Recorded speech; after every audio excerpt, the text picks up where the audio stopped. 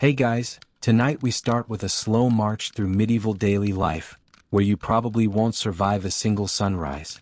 Imagine waking up in a chilly, drafty stone room, the only light coming from a tiny, grimy window.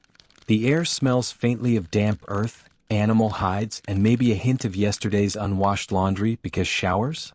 Yeah, not really a thing. Your bed is a heap of straw stuffed into a wooden frame, and under the thin wool blanket, you shiver just a little. Outside roosters crow, but you wonder if you'd even last long enough to hear them every morning in this world. So, before you get comfortable, take a moment to like the video and subscribe, but only if you genuinely enjoy what I do here. Also, drop your location and local time in the comments. Let's see where everyone's tuning in from. Now, dim the lights, maybe turn on a fan for that soft background hum, and let's ease into tonight's journey together. So, what would your first day in medieval times be like? First off, forget your modern alarm clock. Instead, your wake-up call is probably the braying of a goat, the clucking of chickens, or the less pleasant sounds of pigs fighting over scraps. And yes, that fresh morning air you're used to? Medieval towns reeked of refuse. Think open sewers, animal waste in the streets, and piles of garbage that no one really bothered to clear. Historians still argue whether medieval people actually found this normal or just got used to a sensory assault that would send you sprinting back to your air-conditioned room. You stumble out of bed, well, the medieval equivalent, and your first task might be to tend to the animals. Chickens, cows, maybe a horse. Without modern tools, even the simplest chores are back-breaking. And speaking of tools, your medieval counterparts didn't have the convenience of running water or toilets. The closest thing to a bathroom is probably a chamber pot you empty out the window, which, yes, occasionally results in angry neighbors below. Some medieval towns had garderobes, basically holes in castle walls that dropped waste into the moat or cesspit below. But that's about as glamorous as it sounds. This lack of sanitation is why diseases spread like wildfire. Medieval cities were perfect breeding grounds for plagues, with rats running rampant and fleas feasting on you nightly. You might think the Black Death was the worst part, but even before that, daily life was a constant risk of infection from just breathing the same air as everyone else. And yes, historians still debate whether medieval townsfolk really understood how diseases spread or just blamed witches and bad smells. Despite the grime, you try to eat breakfast, which might be some stale bread and watered-down ale, because drinking water was often more dangerous than a sip of beer. Hygiene wasn't exactly a priority, so the idea of washing your hands before meals was, well, laughable. You probably would have smelled worse than the town dump, but hey, everyone else did too, so at least you wouldn't stand out for that reason. Oh, and one last thing. Medieval people believed that keeping their bodily humors in balance was key to health. If you felt bad, it might be because your black bile was out of whack, so they'd try bloodletting or applying leeches. Honestly, if you survived day one, you were already doing better than most. So buckle up. Medieval life is a far cry from your cozy modern existence, and chances are, you wouldn't last a single sunrise without wanting to teleport back to your bed with that soft blanket and clean sheets. So, you've woken up to the charming aroma of medieval life, and now it's time to face one of its less glamorous features: the toilets. Yep, medieval sanitation was so bad it could literally ruin your day, maybe even your life. You think modern plumbing is a miracle? You're not wrong. Back then, people relied on chamber pots, cesspits, and sometimes just plain old open gutters. Imagine carrying a pot full of your business down a cold stone hallway and then dumping it out your window, if you were lucky to live above the street. If not, well, you might just have to hope nobody's walking below. These cesspits were often located beneath homes or castles, and well, they tended to overflow. Sometimes, human waste mixed with animal dung would seep into the water supply, turning your daily drink into a potential death sentence. Historians still argue whether medieval folks realized this contamination caused illness or if they just blamed the stars or evil spirits. The idea of miasma, or bad air, was all the rage, and people thought breathing foul smells could give you the plague. Spoiler alert, kind of true, but mostly because of the germs hitching a ride on those stinks. Speaking of waste, some towns got creative, or desperate, with their solutions. In certain places, people threw trash and waste right into the streets, which were narrow and crowded. You'd have to watch your step carefully because the roads were basically open sewers. And since medieval footwear wasn't exactly waterproof, you'd be wading through muck, horse poop, and who knows what else. A fashion disaster if you ask me. On rats. They loved these conditions. Those little furry freeloaders thrived in filth, and they were the main carriers of fleas that spread the Black Death. Fun fact, the famous plague doctor bird mask wasn't just for show. It was supposed to filter out bad smells, but it probably did little to stop the actual bacteria. Historians still debate if the mask's beak full of herbs and spices did anything more than make doctors look like creepy crows. Now, if you're thinking medieval toilets were primitive, here's a quirky twist. Some castles had garderobes that were essentially stone seats built over castle walls with holes letting waste fall into the moat or the rocks below. Imagine doing your business while looking out over the landscape, or being seen by the enemy. Talk about multitasking. But these garderobes could also be a health hazard because the waste would sometimes fall back onto the castle walls or the people below. So, they were both innovative and, frankly, kind of gross. At least in some monasteries, monks took hygiene seriously, by medieval standards, and had rudimentary latrines with running water. But that was the exception, not the rule. For the average person, sanitation was a daily gamble with germs, smells, and neighbors' tempers. So, if you thought holding it in during a long meeting was tough, imagine living in a world where the concept of flushing was unheard of, and every step outside could land you in a pool of who knows what. You probably wouldn't last a day dealing with medieval toilets without developing some creative excuses for avoiding the streets at all costs. Alright, so you've braved the medieval wake-up and survived the bathroom situation, which is already impressive. Now let's talk about something truly odd, the medieval obsession with animal horns. No, this isn't some Viking cosplay party. Horns were everywhere, in fashion, in symbolism, even in practical uses, and people took them seriously. You might find yourself wearing a hat adorned with horns or carrying a drinking horn at the local tavern. Historians still argue whether these horns were purely fashion statements, symbols of power, or perhaps even talismans to ward off evil. Spoiler, probably a mix of all three. Horns had this cool status vibe. If you wanted to look like a noble or a big shot, strutting around with a pair of antlers on your head was one way to do it. There were even entire styles of hats called horned hennins that made women look like they had medieval unicorn horns sprouting from their skulls. You'd be hard-pressed to find a fashion trend as awkward and uncomfortable today, but back then, it was high society's peak of chic. Beyond fashion, animal horns were practical too. Drinking horns made from actual animal horns were common, especially among the Vikings and other northern European cultures. They weren't just for show, these horns held mead, ale, or whatever fermented beverage you fancied. Imagine trying to drink from a curved, sometimes heavy horn, and if you weren't careful, you'd spill your precious ale all over your tunic. Fun fact, some horns were even carved with intricate designs or inlaid with precious metals, making them prized possessions. And it wasn't just drinking horns. Horns were also fashioned into musical instruments, hornpipes, trumpets, and other blaring devices that echoed through castles and battlefields. Picture yourself waking up to the sound of a horn blast that's less royal fanfare and more ear-splitting chaos. Those horns could announce an attack, a royal procession, or just signal dinner time, if you were lucky. Now here's the quirky bit. Horns also found their way into medieval medicine and superstition. Some believed wearing a horn or carrying a piece of one could protect you from curses or evil spirits. They might grind horn into powders for mysterious remedies or use them in rituals.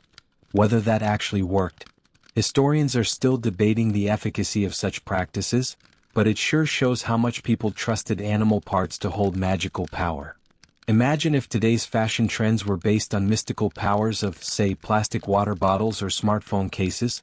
That's roughly how serious they took horns back then. So, if you'd rather stick to hats without a pointy business growing from them, medieval times would be a tough adjustment. Between the uncomfortable headwear, the messy drinking horns, and the strange belief in their magical powers, horns weren't just an accessory, they were an essential part of medieval life for better or worse.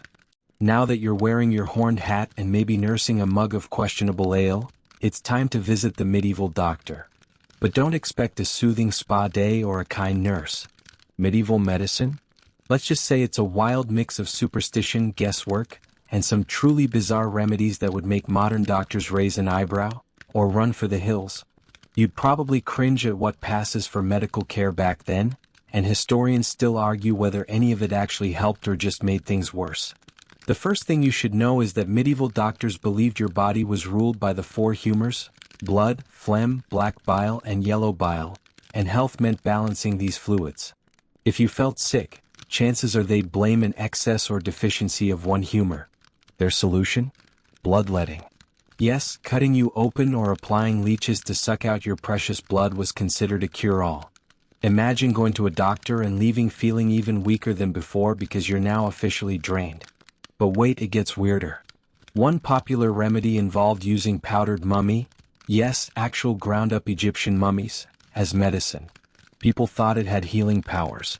Historians are still baffled by this gruesome practice, but hey, desperate times call for desperate measures.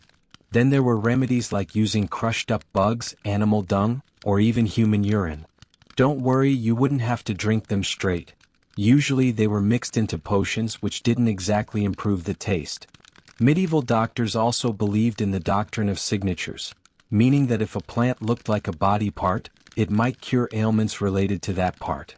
So walnuts, which look like brains, were prescribed for brain problems, and lungwort, which has lung-shaped leaves, was used to treat respiratory issues.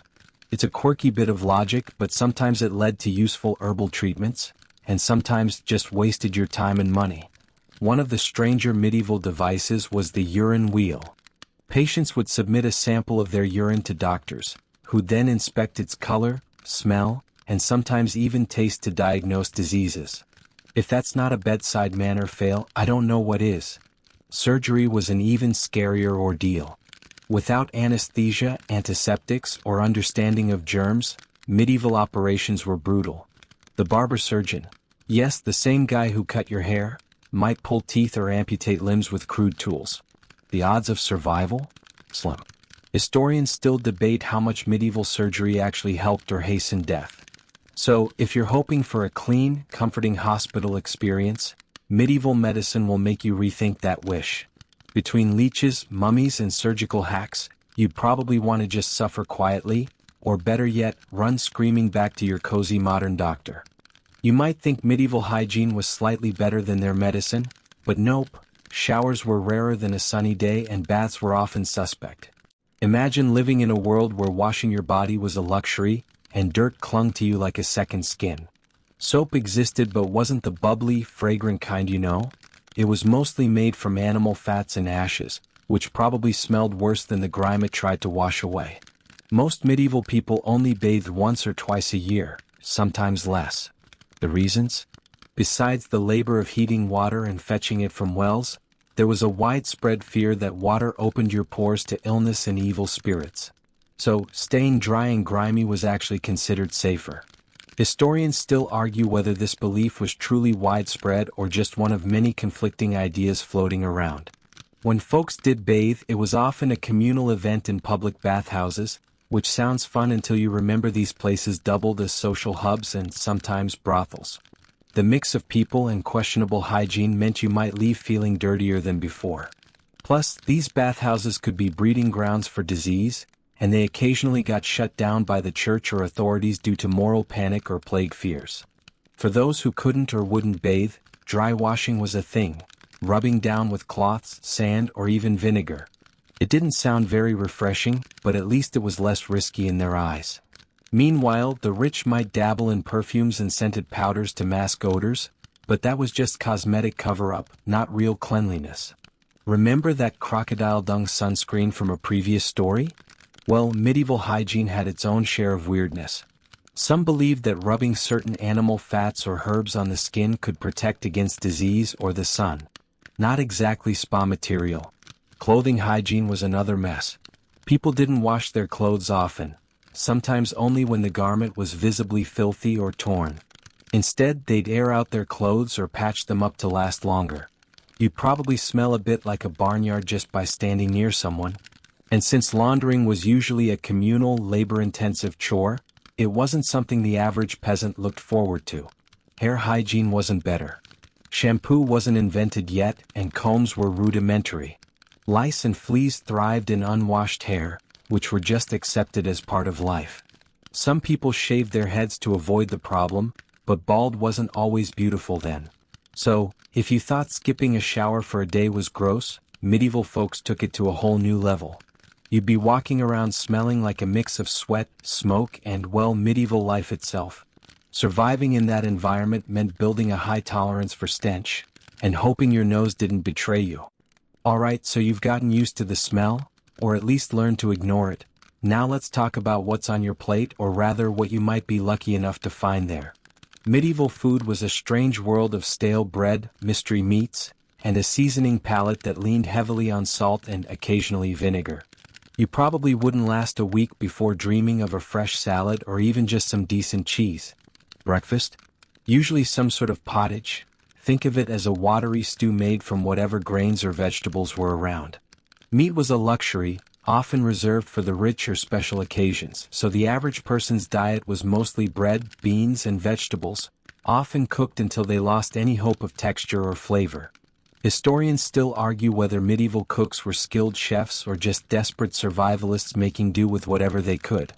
Meat that did make it to the table could be a bit questionable. Preservation methods were limited to salting, smoking, or pickling, so fresh often meant a few days old and slightly off. Sometimes people ate what we'd now call roadkill, or animals that died of natural causes, if you were desperate.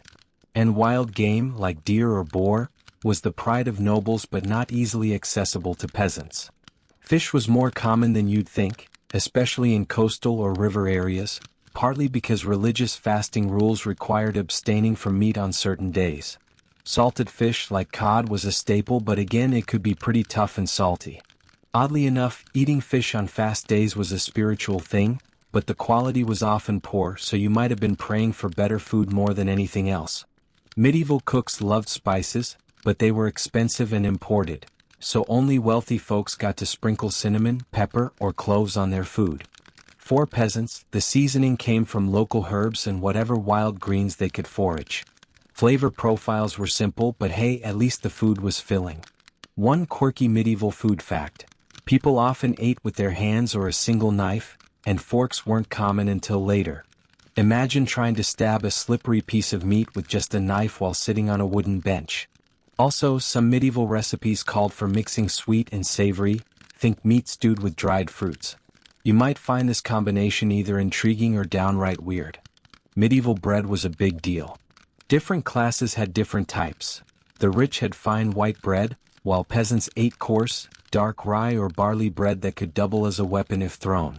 Bread was often so hard it could chip your teeth, so soaking it in soups or broths was common to soften it. If you got dessert, lucky you. Medieval sweets were mostly honey-based, as sugar was rare and pricey. Fruit pies, custards, or almond cakes might make an appearance at noble feasts, but for most people, dessert was a dream. So, if you think today's fast food is questionable, medieval meals could be downright survival challenges. Between questionable freshness, odd combinations, and lack of variety, you'd probably spend more time wishing for a snack than actually enjoying your meal. Now, you're stuffed with some questionable medieval stew, but here's the kicker. Most people would likely starve before the Black Death even showed up. Medieval food shortages were a grim, recurring nightmare. Crops failed regularly thanks to bad weather, pests, and war, turning what little you had into a desperate scramble for survival. Historians still argue how much these famines actually shaped medieval society, but one thing's clear: hunger was a constant shadow hanging over daily life. You might think famine was just a seasonal inconvenience, but it could last years. The infamous Great Famine of 1315 to 1317, for example, brought mass starvation across Europe. Imagine fields flooded or frozen, food rotting before it could be harvested, and prices skyrocketing so that even bread became unaffordable. People turned to eating bark, roots, and sometimes worse. There are grim tales of people resorting to cannibalism in the worst-hit areas. Yikes. This hunger wasn't just about empty stomachs. It weakened immune systems, making people more vulnerable to diseases like the plague later on. Malnutrition was so common that many adults never reached full strength or height, and childhood mortality rates were sky-high. If you were a kid back then, surviving past 5 was already a triumph. Famine also had social consequences. Desperate peasants sometimes rebelled or fled their villages, and nobles struggled to maintain control while their incomes shrank.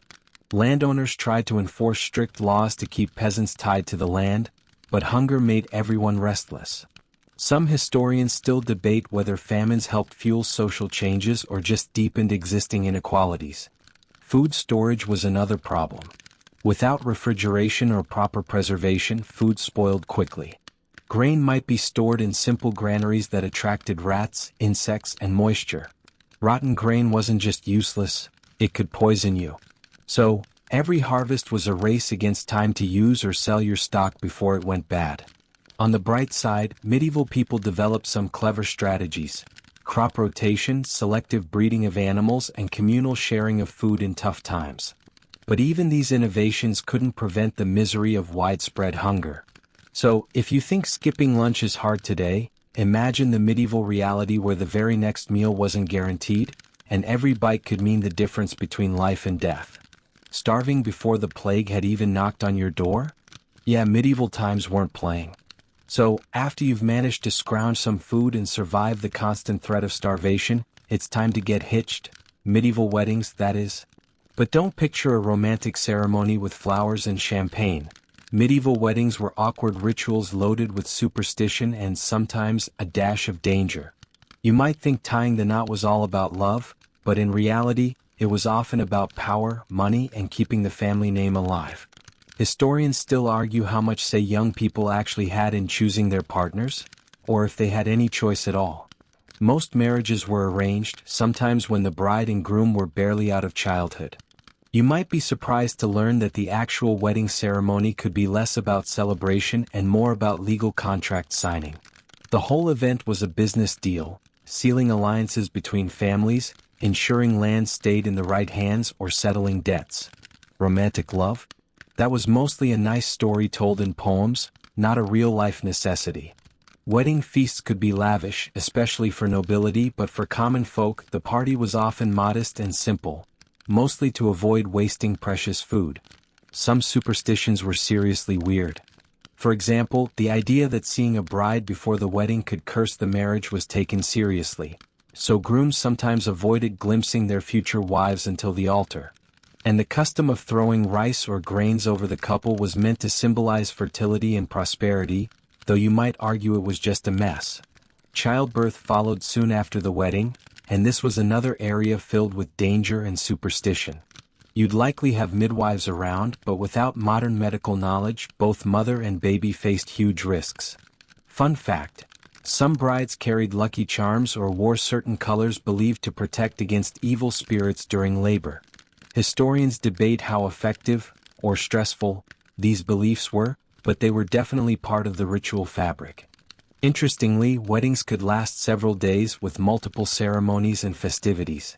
The bride's family usually paid for the bulk of the celebration, which sometimes caused tensions. And divorce? Nearly impossible unless you were wealthy and had powerful friends in the church. So, if you thought modern weddings were complicated and expensive, try living in a time when your entire future might be decided by a handshake between your parents, with superstitions running wild and no promise of happiness.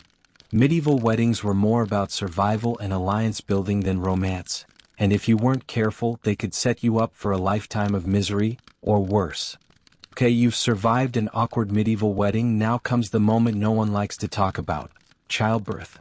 In medieval times, this was a terrifying ordeal with no epidurals, sterile rooms, or trained doctors. Just you, a midwife or two, and a whole lot of prayer. The truth is, childbirth back then was so risky it's amazing anyone survived at all. Historians still argue how much the poor conditions contributed to the high mortality rates for both mother and baby. First off, hospitals as we know them didn't really exist, and birthing usually took place at home, often in a cold, drafty room with little to protect against infection. Midwives, who were often older women from the community, had practical experience but lacked formal medical training. They relied on herbal remedies, prayers, and sometimes ritualistic practices to help the mother through labor. Some remedies were surprisingly effective, while others, like using dubious concoctions or spells, could do more harm than good. Complications were common and often fatal. Without knowledge of sterilization, infections like puerperal fever were rampant. Women who survived multiple births were considered lucky, but many weren't. Infant mortality was also alarmingly high. It was not unusual for families to lose several children before one survived to adulthood. So, if you were a medieval mother, you were living on a knife's edge every time you went into labor. On top of that, superstition and fear loomed large. Some believed that spirits or demons could interfere with childbirth, so amulets, charms, and prayers were part of the process. There were even strange beliefs about how certain foods or actions could influence the baby's health or gender. Historians still debate how much these beliefs affected actual practices, but they shaped the emotional atmosphere of childbirth. Interestingly, some noble women had access to better care, private midwives, better diets, and more comfortable surroundings, but even they weren't immune to the dangers. Queen Eleanor of Aquitaine and other high-profile figures faced harrowing births that could make even a modern hospital pale in comparison. So, if you're squeamish about childbirth today, spare a thought for your medieval ancestors who faced it without anesthesia, sterile tools, or the hope of modern medicine. You'd probably want to run for the hills, or at least a well-equipped clinic, if you had to experience a medieval birth firsthand. You might think that after surviving birth, medieval laundry would be a refreshing break. But nope, it was stinkier than you imagined and full of bugs. Laundry back then wasn't a casual task you did once a week. It was a grueling, back-breaking chore that often involved cold water, rough scrubbing, and no fancy detergents. The average person's clothes were washed rarely, sometimes only when absolutely necessary, which meant dirt and sweat became permanent accessories. Washing took place in rivers, communal washhouses, or large wooden tubs at home, using whatever soap-like substances were available, usually animal fat mixed with ashes or some kind of lye. These soaps were harsh and could ruin delicate fabrics, so people avoided washing fine clothes. Instead, they'd air them out or brush off dirt. You can imagine how that worked out for smelling fresh. And then there were the bugs. Lice and fleas loved the dirty fabric, and it was nearly impossible to get rid of them completely. People tried all sorts of home remedies, herbs, perfumes, and sometimes fire, to banish these tiny tormentors. Historians still debate how effective these methods were, but one thing's for sure, scratching was a daily sport. Clothes were precious, so instead of washing often, people patched and repaired them endlessly. Patching was an art form in itself, with some garments bearing more patches than original fabric. This meant you could wear the same tunic for years, making it look like a medieval quilt. Interestingly, certain fabrics fared better. Wool was common because it was durable and could hide dirt well, but it was heavy and itchy. Linen was lighter and worn next to the skin but needed more care. Silk and fine fabrics were reserved for nobles and washed sparingly, often by professionals. Drying clothes was another challenge. Medieval towns were crowded and lacked open spaces, so people hung laundry on lines or over bushes, hoping for sun and breeze to do their work. Rain or damp weather could delay the process for days, adding to the stink problem. So, if you thought doing laundry today was a drag, imagine hauling your clothes to the river, scrubbing with harsh soaps, fighting off lice, and waiting forever for everything to dry, only to have it get dirty again the next day. You'd probably give up and just embrace the medieval musk, becoming one with the bugs. You'd think after all this misery you'd at least be welcomed by friendly neighbors, right? No. In medieval times, your neighbors might have viewed you less like a person and more like a walking disease factory. Close quarters, poor sanitation, and lack of knowledge about germs made medieval neighborhoods prime spots for spreading illnesses. You probably wouldn't last long before someone pointed fingers. Or worse, you became the unwelcome host of some nasty contagion. Medieval towns were crowded, with houses packed tightly along narrow, winding streets. The smell alone could be enough to send you running, but the real danger was invisible. Diseases like typhus, smallpox, and later the infamous plague. Because people didn't understand germs, they often blamed bad air, witches, or divine punishment for outbreaks. Historians still debate how effective quarantine measures were, but when the plague hit, the whole community could be devastated. Neighbors had to share wells and water sources, which often became contaminated. It was common for waste to pile up in the streets or seep into drinking water, creating a perfect storm for sickness. If you got sick, you might be isolated, or sometimes kicked out of town altogether to stop the spread. Social stigma was real. People with visible symptoms like the skin lesions of leprosy were often banished to leper colonies, isolated from the rest of society. Imagine being exiled from your home, forced to live in a bleak place just because of a disease you didn't understand. Some historians still argue how much fear versus actual risk drove these harsh decisions. On the bright side, communities sometimes banded together to care for the sick, often through religious institutions. Monks and nuns ran hospitals, basic by today's standards but compassionate for the time. These places were crowded and risky, but at least they offered some care. However, even hospitals could become hotbeds for infection, and many patients never left. Gossip and suspicion ran rampant. If a neighbor fell ill, rumors about curses or immoral behavior might fly. Witches and heretics were often scapegoated during outbreaks, leading to tragic persecutions. The connection between social fears and disease was a toxic mix that could tear communities apart. So, if you hoped for a friendly neighborhood watch or some helpful advice, medieval life would disappoint. You'd probably be viewed with suspicion, fear, or just avoided altogether, like a walking biohazard. And in a time when survival was already a gamble, being an outcast was a death sentence in itself. You might have heard the phrase, "Ale is safer than water," and in medieval times this wasn't just a catchy saying, it was basically a survival manual. Water sources were often contaminated with sewage and waste, turning a simple sip into a gamble with death. Ale, on the other hand, thanks to the brewing process, was less likely to carry deadly pathogens, making it the go-to drink for rich and poor alike. But don't imagine your medieval pint glass was filled with the frothy, golden stuff you see today. It was often cloudy, weak, and flavored with whatever herbs or spices were handy. Drinking water straight from wells or rivers was risky business. Without modern filtration, water carried all kinds of invisible threats, like cholera and dysentery.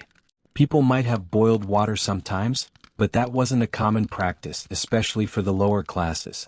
So, when faced with the choice between a questionable gulp of water or a slightly sour pint of ale, medieval folks often picked the ale, and who can blame them? Ale wasn't just a beverage, it was a nutritional staple. For many peasants, especially children, ale provided essential calories and some vitamins. It was usually weaker than today's beer, often called small beer, with lower alcohol content so you could drink it throughout the day without getting plastered. Think of it as medieval Gatorade with a buzz. Brewing ale was often a household chore for women, who would brew small batches for family consumption or sale. This gave them an important role in the local economy. And the quality? Well, that depended on the brewer's skill, ingredients, and sometimes sheer luck. Spoiled batches could cause stomach troubles or worse. Interestingly, monks took ale brewing to an art form, crafting stronger, more refined brews within monasteries. These monastic alesh were prized and sometimes traded, adding a touch of sophistication to the humble drink. Despite its safety advantages, ale wasn't a cure-all. Excessive drinking could cause its own problems, and in some places, authorities tried to regulate consumption to prevent disorder. Medieval taverns were lively, noisy, and sometimes dangerous spots where tempers flared as easily as mugs spilled. So, if you thought medieval life was dry and dull, at least the ale gave people a way to numb the discomfort, though probably with a side of hangovers and brawls. Drinking safer than water might sound like a win, but surviving medieval times still required a strong stomach and an even stronger liver. As you settle in with your mug of medieval ale, here's a curious fact about how people slept back then. They probably didn't get the solid, uninterrupted 8 hours you're dreaming of tonight. Medieval sleep patterns were quite different, with most folks sleeping in 2 phases separated by a long period of wakefulness. You might find yourself wide awake in the middle of the night, and no, it wasn't insomnia, it was totally normal. This biphasic, or segmented, sleep meant you'd go to bed a few hours after dusk, sleep for maybe 3 or 4 hours, then wake up for an hour or 2. During this wakeful period, people would pray, talk quietly, smoke, yes, smoking was a thing though with herbs, not tobacco, or even visit neighbors. Historians still argue whether this pattern was common across all classes or mainly in rural areas, but it's clear our modern sleep schedule isn't the medieval norm. The reasons for this pattern might be practical. Without electric lights, people's bodies followed the natural rhythm of daylight. Plus, the long, dark nights of winter made continuous sleep difficult. This break in sleep also gave folks a chance to reflect or socialize quietly, which honestly sounds kind of cozy compared to tossing and turning. Beds themselves were different too. You probably wouldn't find a plush mattress or fluffy pillows. Instead, beds were simple wooden frames with straw or feathers stuffed into sacks. In poorer households, you might share your bed with family members, pets, or even livestock, because warmth was at a premium. Imagine snuggling up next to a cow or a chicken because it was too cold otherwise. One quirky tidbit. Some believed that sleeping with your feet pointing north could cause nightmares or death. So people arranged their beds carefully, though how seriously this was taken varied. It's a reminder that superstition touched every corner of life, even your sleep. Another challenge was the cold. Medieval houses were drafty and poorly insulated. Winter nights could be brutal, and without central heating, people used fireplaces or braziers to keep warm. Sometimes people took turns warming their beds with heated stones before crawling in, a kind of medieval electric blanket. So, while you might envy your cozy, climate-controlled bedroom, medieval nights were a mix of segmented sleep, drafty rooms, and strange superstitions. You'd probably wake up at odd hours and wonder whether you were the only one, or if everyone else was just as awake as you. If you thought medieval life was just about surviving daily chores and dodging disease, let's talk about love, or, more accurately, the weird medieval dating game. Romance as you know it? That was rare, awkward, and sometimes deadly serious. Most marriages were arranged by families, but between the deals and ceremonies, people found their own ways to court, flirt, and, well, occasionally scandalize the village. Historians still argue how much freedom young people really had in matters of the heart. Courtship often involved elaborate rituals and social rules. You couldn't just swipe right or slide into DMs. Instead, your reputation, family status, and even your neighbors' opinions mattered. Public displays of affection were frowned upon, but secret meetings under the moonlight were common, if risky. Imagine sneaking around, hoping not to get caught by strict parents or the local priest. Gifts were a big deal. Flowers, ribbons, or small tokens meant to show interest. But beware, accepting a gift could be seen as a promise of marriage, so things could get complicated quickly. Some couples exchanged posy rings, engraved with romantic or religious phrases, tiny little medieval texts of love. On the flip side, there were darker sides. Accusations of adultery or premarital affairs could ruin reputations and lead to severe punishments. Social standing was everything, so people guarded their honor fiercely. Sometimes, romantic rivalries led to duels or feuds. Love in medieval times wasn't always a gentle thing. Surprisingly, some romantic love stories did flourish, inspiring the famous courtly love tradition where knights pledged devotion to noble ladies, often from afar. These tales, full of poetry and chivalry, shaped literature but were often far removed from everyday life. Still, they gave medieval people a bit of hope and fantasy amidst the harsh realities. And then there was matchmaking, not just by families but sometimes by hired matchmakers who negotiated terms and ensured alliances benefited everyone. You might think this is just business, but for many it was life-defining. So, if you're used to modern dating apps and casual hookups, the medieval way might seem suffocating, mysterious, or even scary. You'd probably prefer your awkward teenage crush over navigating family politics and public gossip. Medieval dating was as much about survival and status as it was about love, and getting it wrong could cost you dearly.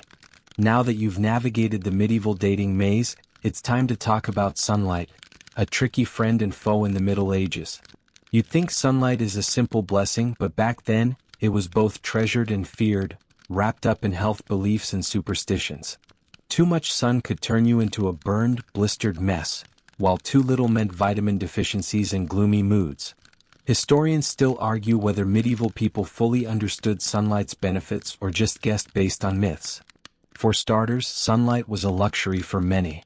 In the crowded, narrow streets of medieval towns, houses blocked light, and smoky fireplaces darkened interiors.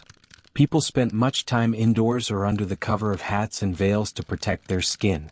Pale skin was a sign of nobility. Working outdoors meant you'd be tanned and rough, which wasn't fashionable.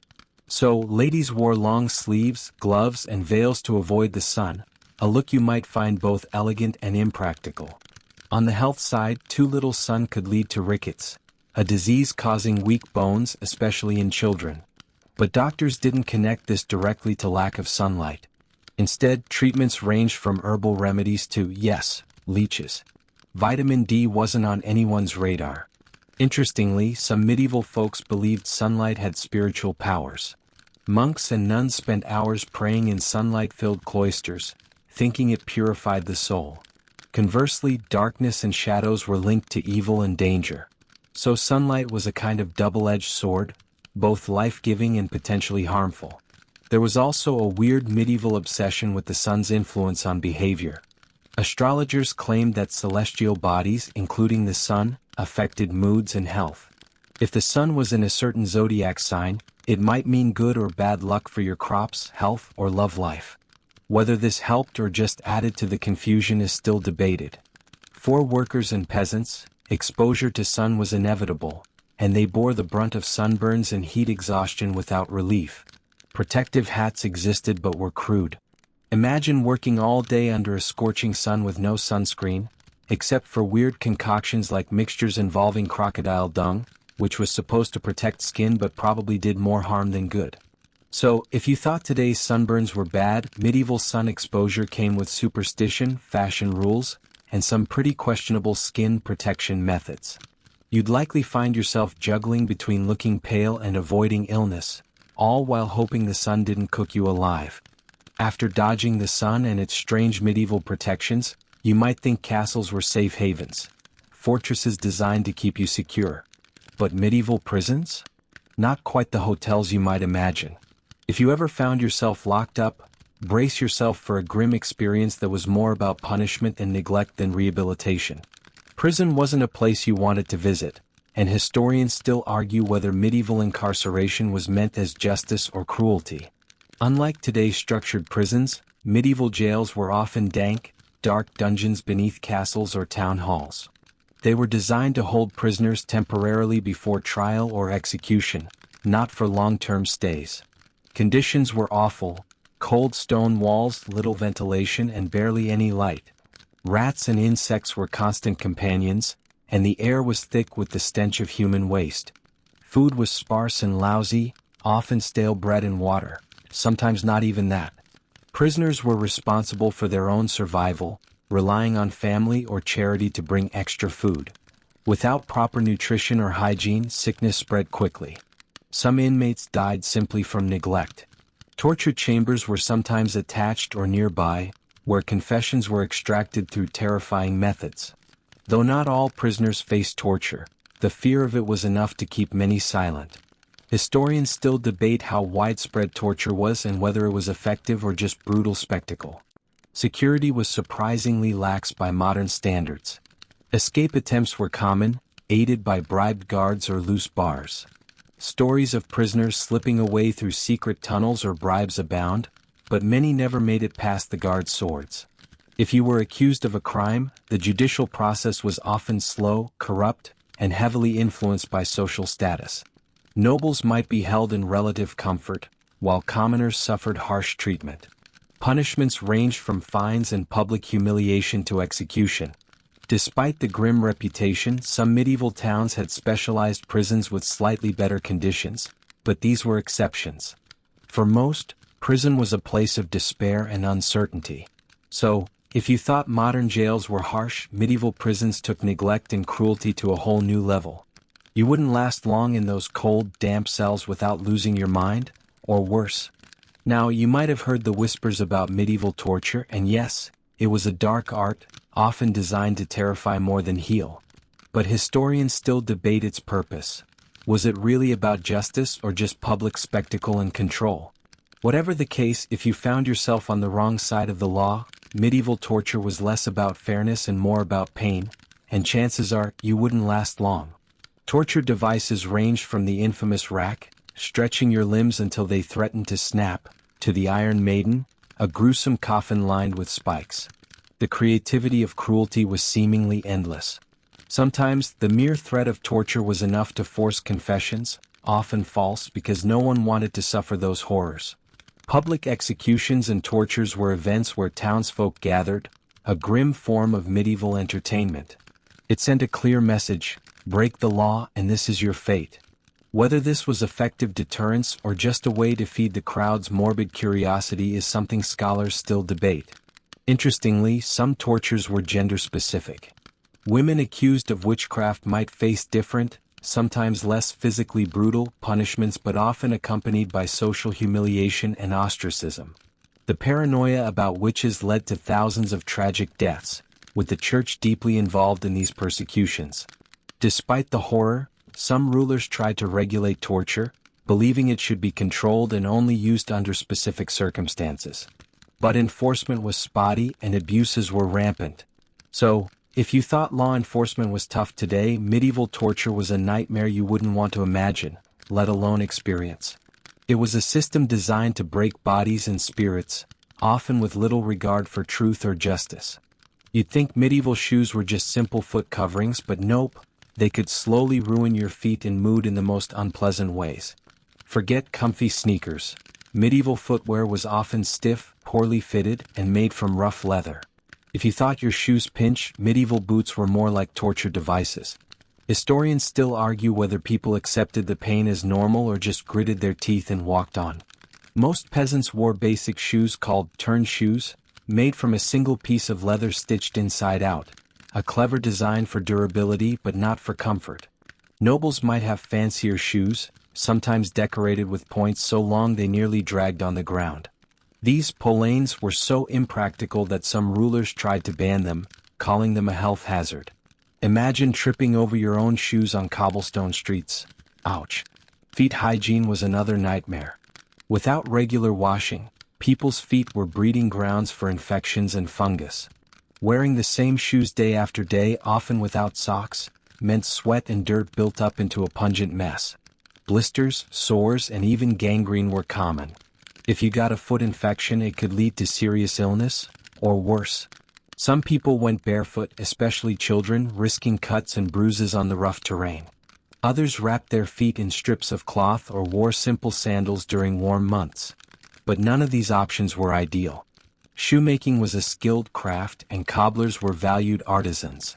Still, making shoes that fit well was difficult, and many wore ill-fitting footwear simply because better options didn't exist or were too expensive. So, if you think your shoes are uncomfortable, imagine medieval feet trapped in stiff leather, battling blisters and infections with no relief in sight. You'd probably spend half your day nursing sore feet and dreaming of modern orthopedics. After surviving medieval footwear woes, you might find a little joy in the bustling world of street performers. These entertainers were the medieval equivalent of TikTok stars, busking for coins, applause, and sometimes a quick escape from angry guards.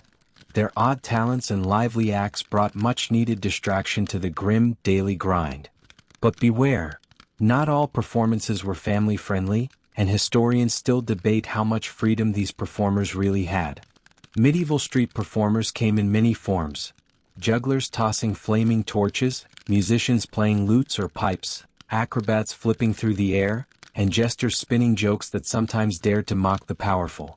You might have seen puppeteers, magicians, or storytellers weaving tales of heroes and monsters, captivating crowds with their words. Some performers were specialists, like the Goliards, wandering scholars who combined song, satire, and mischief. Others were mummers, masked players who performed short plays during festivals or religious holidays, often blending humor and morality lessons. Street performances were vital social outlets in towns where life was tough and harsh. They helped communities bond and gave people something to laugh about. But the authorities weren't always amused. Performers had to dodge bans, censorship, or suspicion, especially if their acts touched on politics or religion. A quirky tidbit: some performers used trained animals like monkeys or birds to wow the crowd. Others practiced bizarre acts like fire eating or sword swallowing, skills that could be impressive or just plain dangerous. Despite their popularity, street performers often lived on the edge, relying on daily earnings, facing skepticism from townsfolk, and sometimes accused of witchcraft or trickery. Their freedom to roam and perform depended on the tolerance of local rulers and the church. So, if you ever dreamed of becoming a medieval entertainer, be prepared for a life full of applause, peril, and maybe the occasional run-in with the law. Their odd talents were more than just fun, they were survival tools in a world that rarely made life easy. Now, imagine the streets of a medieval town teeming with unwelcome guests, rats. These furry freeloaders were the original uninvited party crashers, thriving in filth and chaos. Rats were everywhere, in homes, markets, and especially in the open sewers and garbage piles that defined medieval sanitation. You probably wouldn't last long without becoming well acquainted with these nibbling nuisances, and historians still argue how much rats contributed to the spread of the Black Death versus fleas or other vectors. Rats weren't just annoying, they were carriers of fleas that spread deadly diseases. The connection between rats and plague was unknown back then, so people blamed everything from bad smells to curses. Rats feasted on food stores, gnawed on clothes and wooden beams, and sometimes even made nests in straw beds. Imagine trying to sleep while sharing your bed with these critters. Medieval towns tried various ways to control rats, including employing rat catchers armed with traps and hunting dogs. Some people kept cats for rodent control, though superstition sometimes made cats targets themselves. Towns built walls and moats partly to keep out invaders, and ironically rats too. Rats became so infamous that they appeared in art and folklore as symbols of disease, death, and filth. The phrase rat race might not be medieval, but it perfectly captures the relentless survival struggle these creatures engaged in alongside humans. You'd be surprised how rats thrived despite efforts to control them, especially in crowded, unsanitary conditions. Their resilience made life even tougher for medieval folks trying to keep their homes and food safe. So, if you think modern pests are annoying, remember that in medieval times, rats were constant, dangerous companions. You probably wouldn't last a day sharing your space with these relentless critters, and the diseases they carried. Superstition was the invisible thread weaving through every aspect of medieval life, shaping behaviors and beliefs in ways that might baffle you today. From lucky charms to a deep fear of witches, people relied heavily on superstition to explain the world around them and to try to control the uncontrollable. You might find yourself clutching a rabbit's foot or avoiding black cats, but in medieval times, these beliefs were often matters of life and death. Historians still argue how much superstition influenced decisions versus practical concerns, but its grip on the medieval mind was undeniable. Medieval folks believed that good and bad luck could be influenced by objects, rituals, and even words. Carrying amulets, wearing certain colors, or following specific routines was thought to bring protection or fortune. Conversely, breaking these taboos might invite disaster.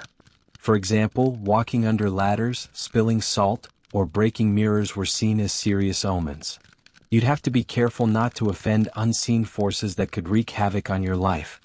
Fear of witches was particularly potent. Accused witches were blamed for everything from failed crops to illnesses and deaths. This paranoia sometimes escalated into witch hunts where innocent people, mostly women, were persecuted, tortured, and executed. The church played a significant role in spreading and enforcing these beliefs, intertwining religious doctrine with superstition. Historians still debate whether witch hunts were primarily driven by genuine fear, social control, or political motives. Animals were also deeply entwined in superstition. Owls were considered harbingers of death, while black cats were associated with the devil. Some believed that crossing paths with certain animals could foretell doom or luck. This animistic view connected people's daily experiences with a spiritual world full of signs and warnings. Odd rituals abounded. People might throw salt over their shoulder to ward off evil or carry specific herbs to protect against demons. Festivals and religious ceremonies often blended Christian beliefs with older pagan customs, creating a patchwork of superstitions. So, if you think modern Lucky Charms are quirky, medieval superstition was a serious business that guided daily actions and societal norms. Ignoring these beliefs could bring not just bad luck, but real danger in a world where the unknown ruled. Kids in medieval times had a world of their own, but don't imagine carefree playdates or shiny toys. Their games were simple, often made from scraps, but the dangers lurking in their play were very real. You might think childhood was a bubble of innocence, but for medieval children, survival was never far from mind. Historians still debate how much time kids actually had for fun versus work, but evidence shows that play was both a necessity and a risk. Common games included rolling hoops, playing with dolls made from wood or cloth, and chasing each other in fields or streets. Many games mimicked adult activities, pretending to be knights, merchants, or farmers, helping kids learn skills they'd need later. Some games were competitive, like ball games or marbles, while others involved storytelling and songs. But the environment wasn't always safe. Streets were crowded and filthy, full of waste and animals, and playgrounds were non-existent. Injuries were common, and diseases could spread through shared toys or close contact. Supervision was minimal. Older siblings often cared for younger ones, and parents juggled work and survival. Education wasn't guaranteed. While noble children might have tutors and lessons in reading, writing, and manners, peasants learned mostly through hands-on work. Still, play was an essential way to develop social skills and creativity, providing brief respite from the harshness of daily life. Some games had moral or religious overtones. For instance, certain plays or festivals included children acting out biblical stories or local legends. These activities blended entertainment with education and community bonding. Despite the risks, medieval children found joy in their simple games, creating laughter and memories amid difficult circumstances. If you think childhood today has its challenges, imagine doing cartwheels over cobblestones or chasing hoops past piles of refuse. So, while medieval kids' toys were humble and their play rough, their spirit of fun and imagination shines through history, reminding us that even in tough times, a child's laughter is timeless. Imagine the grim but essential job of medieval grave diggers, the unsung workers who faced death daily, digging holes for the countless souls who didn't survive the harsh conditions. This wasn't a glamorous gig, but it was crucial, especially during plague years when the dead piled up faster than the living could handle. Historians still argue about how much respect grave diggers received, but one thing's clear: their work was vital and grimly relentless. Graveyards were often overcrowded, with bodies stacked in mass graves during epidemics. Digging a single grave was exhausting: hard soil, heavy coffins, and little help. Sometimes the task was outsourced to those desperate for money or social outcasts, making it a lonely and dangerous profession. Handling the dead brought a real risk of disease, yet proper safety knowledge was non-existent. You might be surprised to learn that grave diggers sometimes had to exhume bodies to make room for new burials, disturbing the peace and adding to the misery. The smell of decay was constant, and the weight of mortality hung heavy over the work. In some towns, grave diggers lived near the cemeteries, isolated from the rest of society.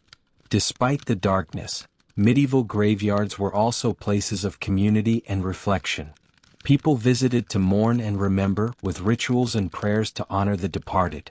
The church played a central role in burial customs, believing proper rites were essential for the soul's journey. Interestingly, grave diggers often knew secrets of the dead, family histories, causes of death, and sometimes scandals, making them unexpected holders of local lore. Their knowledge gave them a unique, if grim, social role. So, if you think your job is tough, consider the medieval grave digger, facing death daily, working in filth, and carrying the burden of countless souls. It was a job few wanted but everyone depended on. You've probably noticed by now that medieval cities smelled absolutely terrible, and no wonder. The stench was so bad it could knock you off your feet. Narrow streets piled with garbage, open sewers flowing freely, and animals wandering amidst the filth made medieval urban life a constant assault on your senses.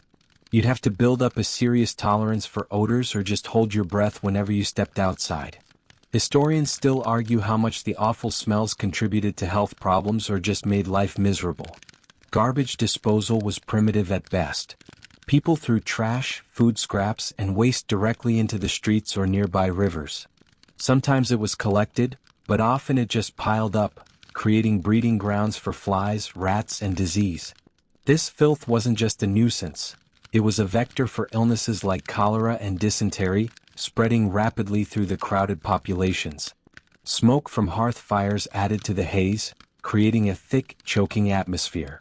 Chimneys were rare in early medieval times, so smoke often hung low, blending with the foul odors and making breathing difficult. Some towns tried to regulate waste disposal or mandated street cleaning, but enforcement was spotty and resources limited. Despite this, medieval people tried their best to mask the smells. Perfumes, incense, and herbal sachets were popular, especially among the wealthy. These scents sometimes contained strong herbs like rosemary or lavender, believed to ward off disease. You might find street vendors selling fragrant bunches to help you survive the stench, kind of like medieval air fresheners. Public fountains and wells, meant to provide fresh water, often became contaminated due to nearby waste, turning a vital resource into a health hazard. So, even basic hygiene was a daily gamble. So, if you thought city pollution today was bad, medieval urban life was a full-on olfactory nightmare. You'd need a nose of steel, or a pocket full of herbs, to survive walking the streets without gagging. If you thought your local barber just trimmed hair and maybe gave a quick shave, medieval barbers did a lot more, and some of it was downright terrifying. They weren't just there for your haircut. They were the go-to surgeons for bloodletting, tooth extractions, and minor surgeries. The line between grooming and medical care was blurred, and you'd probably leave the barber's chair with more wounds than you came in with. Historians still debate how skilled barbers were as surgeons, but one thing's clear: their tools were sharp and their methods brutal. Barbers often operated in small shops that smelled of sweat, blood, and herbs. The infamous red and white barber pole originated from the practice of bloodletting, the red symbolizing blood and the white the bandages. When you sat down, you might get a haircut, a shave, and a vein opened, all in one visit. Bloodletting was believed to balance your humors and cure a wide range of ailments. The barber would use leeches or a lancet to draw blood, sometimes until you felt dizzy or worse. If that wasn't enough, you might get your teeth pulled with primitive tools, often without anesthesia. Toothaches were excruciating, and extraction was the only remedy. Surgery was equally grim. Barbers performed amputations, drained abscesses, and set broken bones, all with rudimentary instruments and no sterilization. The risk of infection was high, and many patients didn't survive. Yet, for lack of better options, barbers were essential healthcare providers. Interestingly, barber surgeons formed guilds to regulate their trade, distinguishing themselves from physicians who had formal education. This division meant that common people often relied on barbers for medical needs, while nobles sought trained doctors. Despite the risks, barbers were respected members of the community, known for their dexterity and bravery. But you'd probably think twice before booking your next appointment. So, if you thought your last haircut was rough, medieval barbering was a perilous experience that combined grooming with primitive medical care, and you wouldn't want to miss it, or maybe you would. In a world without smartphones or the internet, medieval communication was a whole different beast. News traveled slowly, sometimes painfully so, relying on messengers, town criers, and word of mouth. You'd have to be patient, or incredibly lucky, to get timely information, and historians still debate how accurate news really was in those times. Messages were often delivered by horseback riders or foot messengers who braved rough roads, bandits, and whether to carry letters or verbal news. Royal courts maintained networks of messengers for official dispatches, but common folk relied on gossip and travelers. The speed and reliability of news depended heavily on location and social status. Town criers were the medieval Twitter feeds, standing in marketplaces to loudly announce proclamations, upcoming events, or news from afar. Their booming voices carried important information, but if you missed their call, you were out of luck. Interestingly, criers sometimes delivered fake news or rumors, blurring truth and fiction. Written communication was limited to those who could read and write, mostly clergy and nobles. Letters were precious commodities, sealed with wax and carefully guarded. Literacy rates were low, so much of the population depended on oral traditions and memory to pass down stories and information.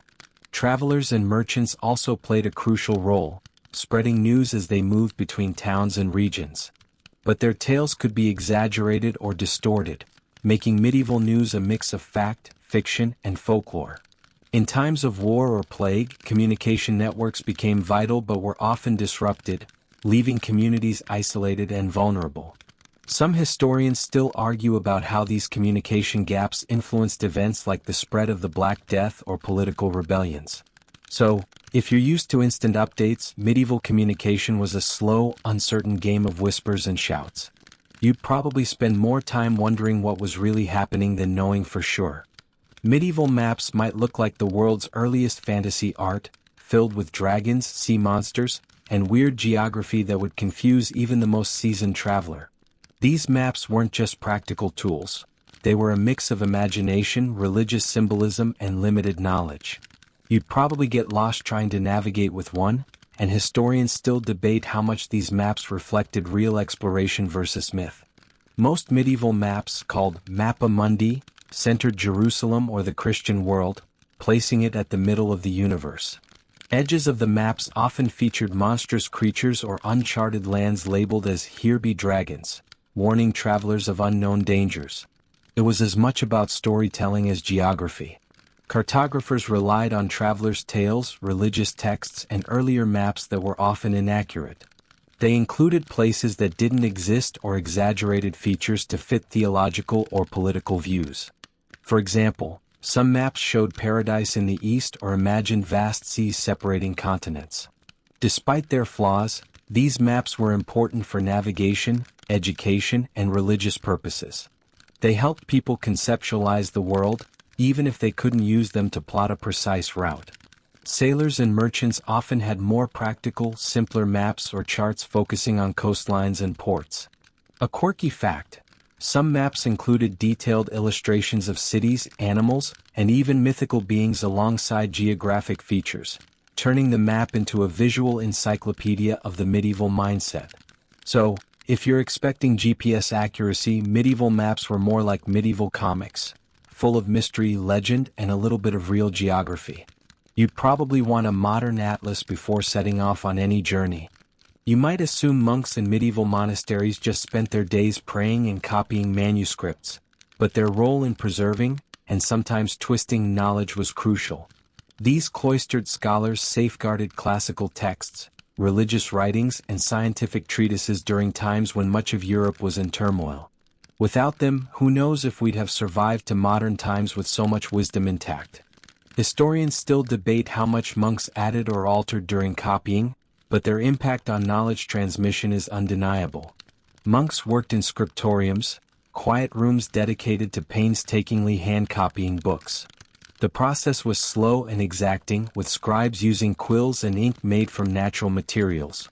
Errors, intentional changes, or embellishments sometimes crept in, shaping how texts were understood for centuries. Imagine copying hundreds of pages by hand. No spell check, no Ctrl+C.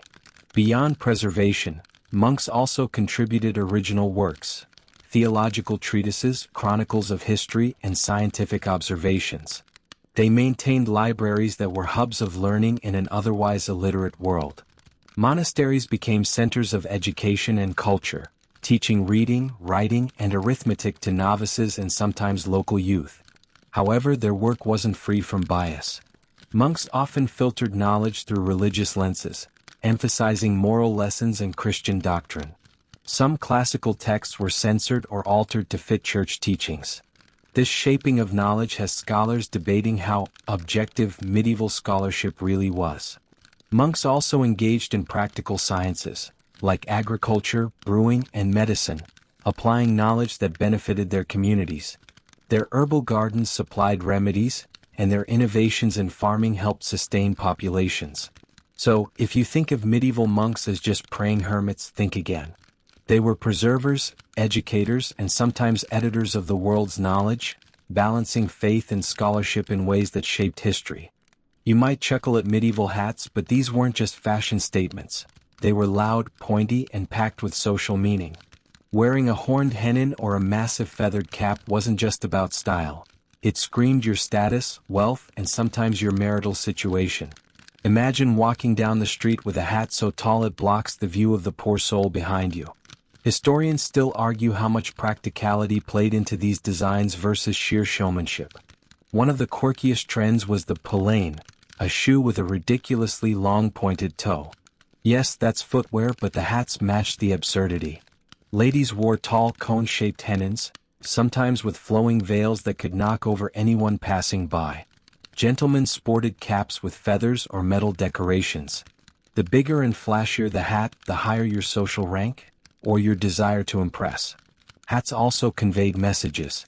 For example, widows wore black veils, while married women covered their hair for modesty. Some hats were shaped to signal allegiance to a particular lord or political faction, turning fashion into a walking billboard. Practicality took a back seat. Tall hats could be heavy, awkward, and sometimes downright dangerous. Imagine tripping on cobblestones while balancing a dozen pounds of fabric and wire. Some city officials even tried to regulate hat sizes to keep streets safe.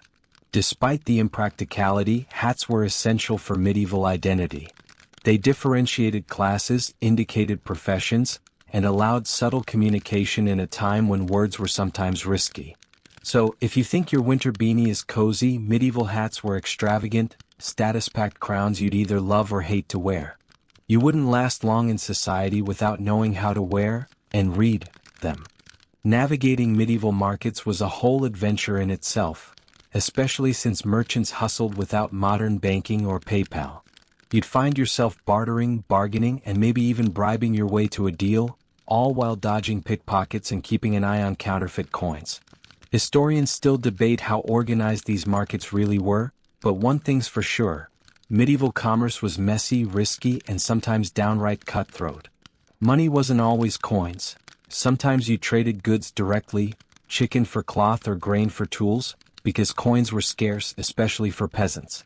When coins were used, their value could vary widely, and fake or clipped coins were common. Merchants had to be savvy, weighing coins or using trusted marks to avoid being cheated. Markets were social hubs, often held weekly in town squares. Merchants from nearby villages and distant lands would gather to sell everything from spices and textiles to livestock and handmade goods. You might hear a cacophony of haggling voices, street performers, and the clatter of carts, all mixing into the vibrant chaos. Traveling merchants risked bandits, rough roads, and unpredictable weather. To protect their goods, they traveled in caravans or hired guards. Some merchants became wealthy and influential, while others barely scraped by. Banking as we know it was limited. Moneylenders and early bankers operated in cities, often tied to religious groups or wealthy families. Loans came with high interest rates and strict conditions, making credit risky but essential for bigger trades.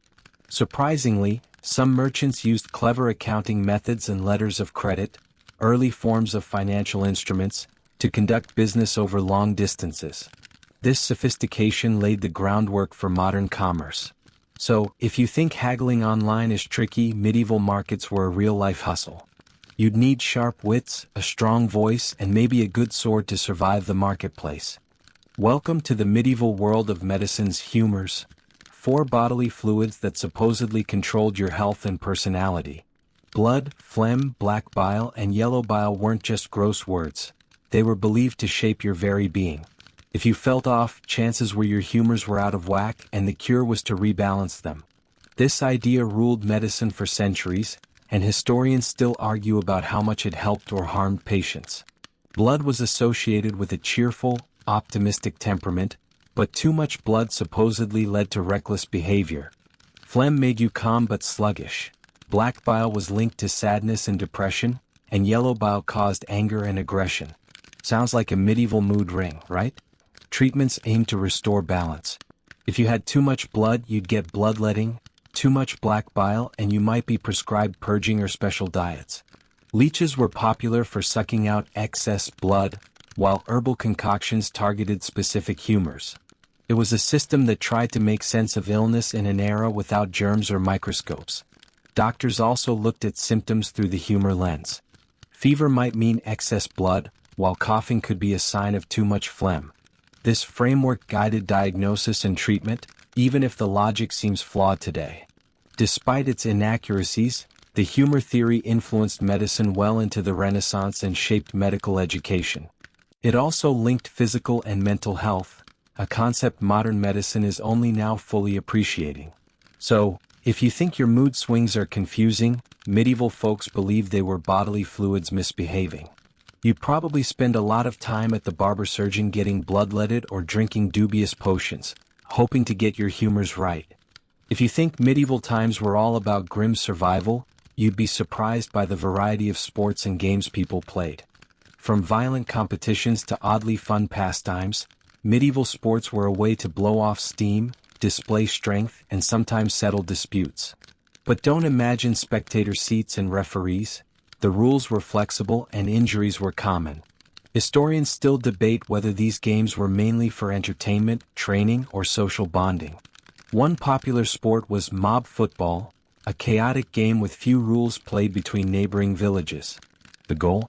Get the ball to a designated spot, often a church or river, using any means necessary. Players pushed, pulled, and wrestled with fights breaking out regularly. It was less about fair play and more about brute force. Imagine a medieval rugby match with fewer rules and more mud. Jousting was the glamorous sport of knights, featuring armored riders charging at each other with lances. These tournaments were spectacular but dangerous events, sometimes resulting in serious injury or death. Just served both as entertainment and training for war, showcasing skill and courage.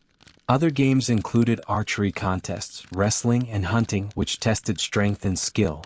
Hunting was both sport and a source of food, but it was mostly reserved for the nobility. Peasants were often forbidden from hunting on noble lands. Children played simpler games, as we discussed before, often imitating adult sports or inventing their own. Dice games, board games like chess, and card games were also popular, especially among the wealthy. So, if you think modern sports are intense, medieval games could be even rougher, and a lot less safe. You'd probably cheer for the player who stayed on their feet the longest, knowing anyone could get hurt in this medieval melee. Medieval plague doctors, with their iconic bird-like masks, are some of the eeriest figures from history. Those masks, stuffed with aromatic herbs, were supposed to protect doctors from bad air and disease, but their actual effectiveness is questionable. These doctors faced terrifying odds, often operating in the thick of plague outbreaks, trying to treat patients with little medical knowledge. Historians still debate whether their presence helped or worsened outcomes. The bird mask's beak was filled with herbs like lavender, mint, or cloves, thought to purify the air. The long cloak, gloves, and wide-brimmed hat aimed to shield the wearer from contagion. Though these outfits might look like Halloween costumes, they were the best protection available at the time. Plague doctors often had limited medical training and mainly performed rituals, offered comfort, or recorded death tolls. Treatments included bloodletting, cauterization, and the use of potions, none of which cured the disease. Many plague doctors succumbed to the illness themselves, highlighting the deadly risk of their job. Their grim work is a haunting reminder of humanity's struggle against disease with limited tools. So, if you thought your doctor's office was stressful, imagine donning a spooky bird mask and wandering through plague-ridden streets, hoping your herbal filters work better than you think. Medieval kitchens were more like dangerous death traps than the cozy heart of the home you might imagine. Open fires, heavy pots, and sharp knives combined with poor ventilation created an environment rife with hazards. You probably wouldn't last long without singeing your clothes or chopping a finger, and historians still argue how kitchen design affected household safety. Cooking was done over open hearths or simple stone ovens, with smoke filling the room and escaping through a hole in the roof or a chimney, if you were lucky to have one. The air was thick with smoke and the smell of burning fat. It wasn't uncommon for sparks to ignite nearby thatch roofs, causing devastating fires that could destroy entire villages. Food preparation involved heavy manual labor, grinding grain, butchering animals, and stirring thick stews. Without refrigeration, cooks had to work quickly to avoid spoilage, often risking food poisoning themselves. Sharp knives and cleavers were used daily, and accidents were frequent. Kitchen staff, often women or servants, worked long hours in hot, uncomfortable conditions. The threat of injury or burns was constant. Historians debate how much the risk of kitchen accidents contributed to medieval mortality rates, but it was certainly a factor. Despite the dangers, medieval kitchens were centers of activity and social interaction. They were where families gathered, meals were prepared, and traditions passed down. So, if you thought cooking today was risky, medieval kitchens were high-stakes arenas of fire, knives, and smoke, where a simple meal could turn into a disaster. Medieval festivals were a curious mix of joyful chaos and, well, sometimes just more misery. These events broke the monotony of daily hardship with music, dancing, and feasting, but they could also be wild, messy, and downright dangerous. You'd probably find yourself torn between wanting to join the fun and hoping to avoid the inevitable brawls or accidents. Historians still argue how much these festivals served social cohesion versus mere distraction. Festivals celebrated religious holidays, seasonal changes, or local saints' days.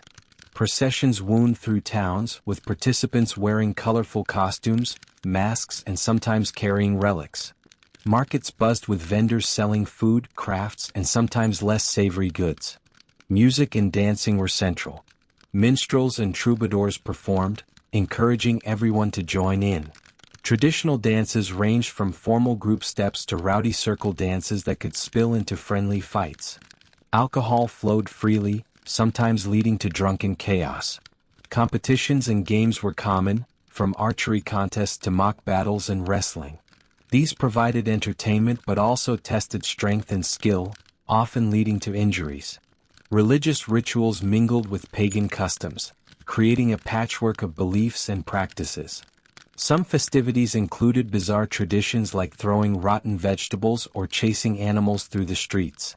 Despite the fun, festivals could also be taxing. Food shortages sometimes followed, and the crowded gatherings risked spreading disease. Authorities occasionally tried to limit or regulate festivities to maintain order. So, if you think modern festivals are wild, medieval celebrations were a roller coaster of joy, chaos, and risk. You'd probably enjoy the music but want to keep an eye on the crowd, and your mug of ale. You might think medieval pets were just cats and dogs lounging by the fire, but their role was far more varied, and sometimes overlooked. Pets weren't just companions. They served practical purposes, guarded homes, and even inspired folklore. You'd probably be surprised how much these animals shaped daily life, and historians still debate the social status pets held across different classes. Cats were prized for their rodent hunting skills, keeping food stores safe from rats and mice. Their presence was a double-edged sword, though, since superstition sometimes painted them as witches, familiars, or evil spirits. Despite this, many households kept cats for practical reasons, and some even adorned them with bells. Dogs came in all shapes and sizes, from hunting hounds for nobles to smaller terriers guarding homes. They were essential for hunting, herding livestock, and providing protection. Some breeds were so specialized they had jobs we'd recognize today, like mastiffs guarding castles or spaniels flushing out game. Birds, especially falcons and hawks, were popular among nobility for falconry, a prestigious and skillful sport. Training these birds was an art form, and owning a trained falcon was a status symbol. Other animals, like rabbits, ferrets, and even monkeys, appeared as pets or curiosities in wealthier households. Ferrets helped control pests, while monkeys served as exotic companions or entertainers. Pets also appeared in medieval art and literature, symbolizing loyalty, love, or sometimes mischief. Stories about faithful dogs or clever cats were common, reflecting human-animal bonds. So, if you think pets today are mostly cuddly friends, medieval animals had a mix of roles, from hunters and guards to status symbols and folklore icons.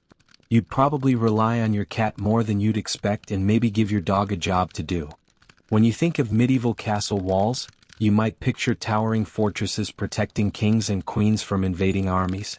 But these walls were about more than just defense. They were powerful symbols of status, authority, and community identity. You'd quickly learn that the thicker and taller your walls, the more respect and fear you commanded.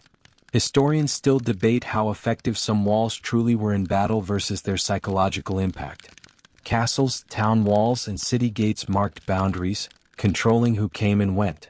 Beyond military purpose, They asserted control over trade, taxation, and law enforcement. The imposing walls told visitors, "This place is important and rules apply here." Constructing and maintaining walls was expensive and labor-intensive. The richest nobles invested heavily in grand fortifications to impress rivals and protect their holdings. Sometimes walls were built more to display wealth than to repel attackers. Walls also influenced daily life. Gatehouses controlled access, with guards checking who entered. Markets, festivals, and gatherings often happened within walls, creating a sense of security, even if that security was sometimes illusionary. Interestingly, some walls had unintended effects. They could trap residents during sieges or disease outbreaks, making cities vulnerable. Still, many communities took pride in their walls, celebrating their construction and repair with ceremonies. So, if you think walls are just bricks and mortar, medieval walls were powerful statements of power and pride. You wouldn't last long if you didn't respect what those walls represented, both protection and control. Medieval obsession with relics and religious oddities might seem strange today, but for people back then, these objects were powerful connections to the divine. You wouldn't last long in medieval society without encountering a relic, whether it was a saint's bone, a piece of the true cross, or even something less authentic but believed to hold miraculous powers. Historians still debate how much these relics influenced faith versus politics, but their impact was undeniable. Relics were displayed in churches and monasteries, drawing pilgrims from far and wide. Pilgrimages could bring fame and wealth to towns lucky enough to house a famous relic. Some relics were encased in ornate reliquaries, beautiful jewel-encrusted containers designed to inspire awe. Sometimes, relics were the subject of fierce competition. Rival towns claimed possession of the same saint's body parts, leading to disputes and even thefts. Forgery was common, with counterfeit relics sold to eager believers. Yet, whether genuine or fake, the faith in these objects provided comfort and hope in difficult times. Relics also played a role in miracles and healing. People prayed before them for cures, protection, or blessings. Churches often held elaborate ceremonies around relics, reinforcing their spiritual importance. The trade in relics was a significant economic and religious activity. Pilgrims spent money on offerings, lodging, and souvenirs, fueling local economies. The church's endorsement of relic veneration helped consolidate its power. So, if you think collecting souvenirs is a modern hobby, medieval relics were sacred treasures, both spiritual anchors and political tools. You'd have to navigate belief, skepticism, and politics just to understand their true place in medieval life. Medieval nights were long, dark, and often lit by flickering candlelight or smoky torches. Lighting wasn't just a convenience, it shaped the rhythm of daily life and added to the mysterious atmosphere that surrounded you. You might find yourself squinting in the dim glow or stumbling over uneven floorboards, and historians still debate how much limited lighting affected productivity and social activities. Candles were the main source of indoor light, but they were expensive, made from beeswax or tallow and burned quickly. Wealthier households might afford several candles to brighten rooms, while poorer families relied on a single one or none at all, depending on firelight. Torches and rushlights, reeds soaked in grease, were other options but produced smoke and odors. Lighting was often reserved for important tasks or special occasions. Reading by candlelight was a luxury, mainly for the clergy or nobility. Most people accepted the dark and structured their work and social lives around daylight hours. The flickering light also contributed to the eerie ambience of medieval homes and streets. Shadows danced on walls, fueling superstitions and fears of ghosts or spirits. Nighttime was associated with danger and mystery, making people cautious after sunset. Public lighting was almost non-existent. Streets were dark and hazardous, forcing people indoors or to carry their own lights if they ventured out. Nighttime travel was risky, with criminals and wild animals adding to the danger. So, if you complain about your dim phone screen, remember medieval lighting was far dimmer and far more unpredictable. You'd likely adjust your life around the light, or darkness, of the sun and the slow burn of a candle. Medieval education was a curious mix of privilege, religion, and limited access. If you were lucky, you might get a chance to learn to read, write, and do basic arithmetic, but for most, education was scarce and heavily tied to the church. You'd quickly realize that knowledge was power, and that power was reserved for a select few. Historians still debate how widespread literacy really was, but it's clear education shaped medieval society's hierarchy. Schools were mostly run by monasteries, cathedrals, or private tutors. Boys from noble families had the best access, learning Latin, theology, and the classics. Girls were often educated at home, focusing on household skills rather than formal learning. Peasants rarely had any schooling, learning trades through apprenticeships or family. Reading and writing were considered essential for clergy, lawyers, and administrators. Manuscripts were copied by hand, making books rare and precious. Owning a book was a status symbol, and libraries were limited to religious institutions and wealthy households. Curriculums focused heavily on religious instruction, with some exposure to rhetoric, logic, and philosophy for advanced students.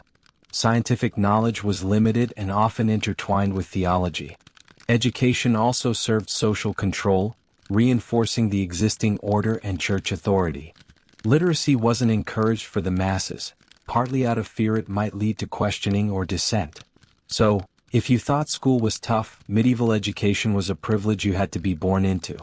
You'd probably spend more time learning prayers than algebra and rely on oral tradition for most knowledge.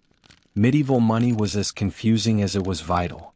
Coins, barter, and trust formed a complex system that kept the economy ticking, but you'd quickly find yourself struggling to understand values, currencies, and the ever-present risk of counterfeit. Historians still debate how much this monetary chaos affected trade in everyday life, but one thing's clear: survival depended on sharp wits and a keen eye for coins. Coins varied widely by region, metal content, and denomination. Silver pennies were common, but gold coins were rare and mostly used by the wealthy. Barter remained essential for peasants who had little access to coins, exchanging goods and services directly. Counterfeiting was a serious problem. Crooked individuals clipped coins' edges to steal precious metal or produced fake coins, causing mistrust. Merchants and money changers developed techniques to verify coins, like weighing or testing their edges. Credit and promissory notes were early financial tools, helping merchants conduct long-distance trade. Letters of credit allowed safer transactions without carrying large sums of money, a precursor to modern banking. Taxes and tolls were paid in various forms, adding to the monetary complexity.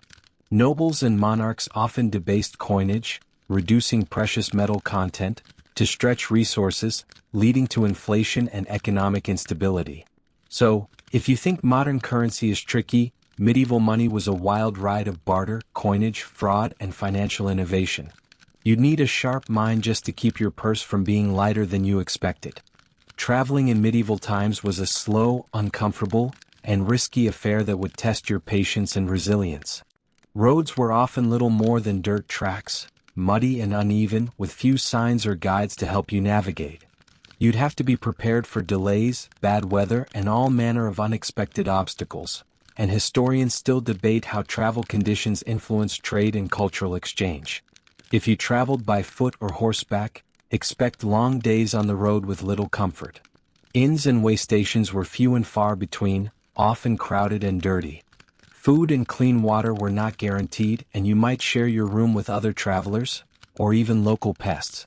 Carriages and carts offered more comfort but were slow and prone to breakdowns. Bridges and ferries were sometimes missing or in poor repair, forcing detours or risky river crossings. Bandits and highwaymen posed constant threats, especially on isolated routes. Traveling in groups or hiring guards was a common precaution, but no guarantee of safety. Despite the challenges, trade routes like the Silk Road and pilgrimage paths connected distant regions, facilitating the exchange of goods, ideas, and culture. Merchants, pilgrims, and diplomats braved the hardships for profit, faith, or duty. So, if you grumble about traffic jams today, medieval travel was a test of endurance and courage. You'd need more than a GPS. You'd need grit and maybe a good sword. Music in medieval times was a curious mix of the sacred and the secular, soothing and terrifying all at once. It played a vital role in religious ceremonies, courtly life, and even everyday chores. You might find yourself comforted by haunting chants one moment, then startled by raucous folk tunes the next. Historians still debate how much music influenced moods and behavior, but its power was undeniable. Church music centered around Gregorian chants, monotonous, unaccompanied singing that filled cathedrals with an eerie resonance. These chants were meant to elevate the spirit and bring the faithful closer to God. Choirs practiced for hours, mastering complex melodies and harmonies. Outside the church, minstrels and troubadours traveled from town to town, singing tales of love, heroism, and mischief. Their instruments ranged from lutes and harps to drums and bagpipes. Music accompanied dances, feasts, and festivals, creating lively atmospheres that lifted spirits. Some instruments were loud and brash, trumpets and horns used in battles or royal announcements, while others were soft and melodic, suited for intimate gatherings. Dancing was often accompanied by music, from formal court dances to wild, uninhibited folk celebrations. Music was also believed to have healing properties and was used in rituals to ward off evil or soothe the sick. This blend of art and superstition added layers of meaning to medieval melodies. So, if you think modern music moves you, medieval tunes shaped every aspect of life, sometimes comforting, sometimes terrifying, but always powerful. You'd likely carry a tune in your head whether you liked it or not. Death in medieval times wasn't just an event, it was an omnipresent part of life, weaving into daily routines, rituals, and fears. Unlike today's more private goodbyes, death was public, communal, and deeply spiritual. You'd find yourself constantly reminded of mortality through art, church services, and even conversations. Historians still debate how medieval attitudes toward death shaped social behaviors and religious practices. Plague outbreaks and wars meant death often came swiftly and in large numbers. People prepared for death with prayers, confessions, and last rites, hoping to secure a place in the afterlife. Funerals were communal affairs, sometimes attended by entire villages, blending mourning with religious ceremonies. Graveyards were close to homes or churches, reinforcing death's presence. Tombstones and memorials depicted skeletons, angels, and scenes of judgment, reminding the living of their fate. The Danse Macabre, or Dance of Death, was a popular artistic theme illustrating how death comes for everyone regardless of status. Death also influenced legal and economic matters. Inheritance, wills, and succession were crucial concerns, especially among nobility. Estates often passed to heirs during the deceased's lifetime to avoid disputes. Superstitions surrounded death, protective charms, prayers to ward off evil spirits, and rituals to ensure souls reached heaven. Some believed ghosts lingered if proper rites weren't performed. So, if you think death is a distant topic, medieval life was a constant dance with mortality. You'd live with an acute awareness that life was fragile and that preparation for death was a daily task. Living as a noble in medieval times might seem glamorous from the outside, but beneath the finery and feasts lurked danger and unpredictability. Nobles had privileges, sure, castles, servants, and influence, but they also faced political intrigue, warfare, and health risks that could cut lives short. You'd find that noble life was as risky as it was luxurious, and historians still debate how much safety their status truly bought. Castles were both homes and fortresses, often cold and drafty despite thick walls. Nobles hosted elaborate banquets with exotic foods and entertainment, displaying wealth and power. However, the constant threat of attack or rebellion meant living under siege wasn't uncommon. Political alliances through marriage, treaties, and feuds dominated noble life. A single misstep could lead to exile or death. Nobles engaged in wars, both local and international, risking their lives on battlefields. Health-wise, nobles weren't immune to the era's dangers. Poor sanitation, infectious diseases, and limited medical knowledge meant illness could strike anyone. Despite access to better food and care, life expectancy wasn't dramatically higher than commoners. Socially, nobles were expected to uphold chivalry, participate in courtly culture, and maintain their family's honor. Failure could lead to disgrace or loss of position. So, if you envy medieval nobility, remember their lives were a balancing act of privilege and peril. You'd need cunning, courage, and a strong constitution to thrive, or even survive.